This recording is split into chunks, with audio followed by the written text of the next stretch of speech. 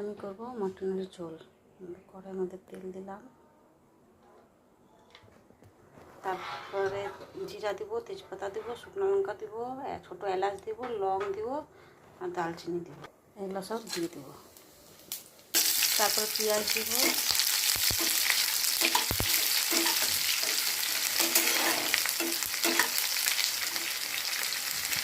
পেঁয়াজটা হালকা লালচা লালচা হয়ে গেছে। এরপরে মাটনগুলো দিয়ে দেবো।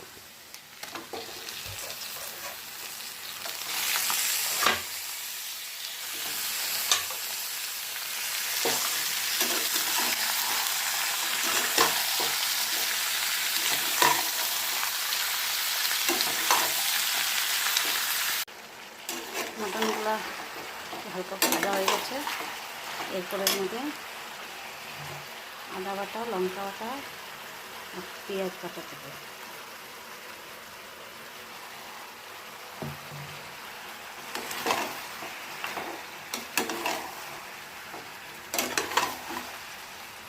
তারপরে লবণ দেবো স্বাদ অনুসার,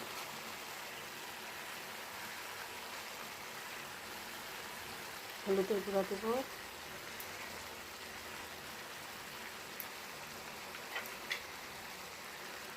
জিরা গুঁড়া দেবো,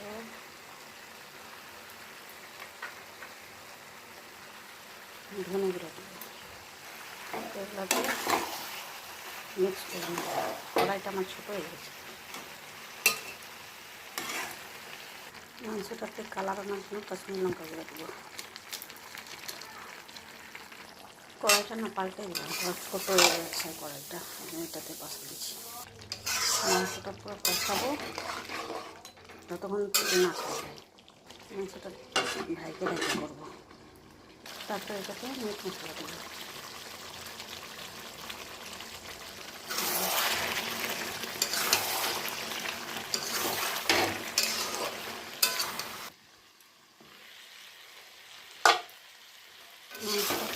কষানো হবে।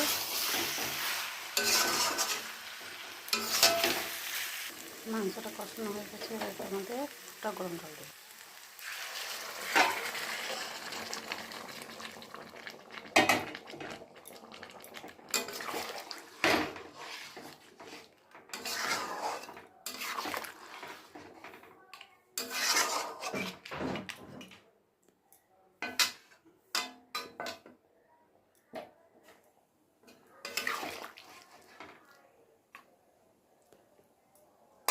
পঁয়তাল্লিশ মিনিট পর নামাই দেবো।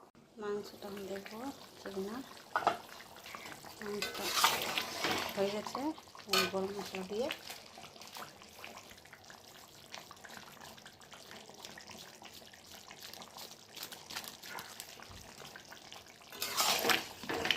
অল্প ফুটায় নামাই দেবো।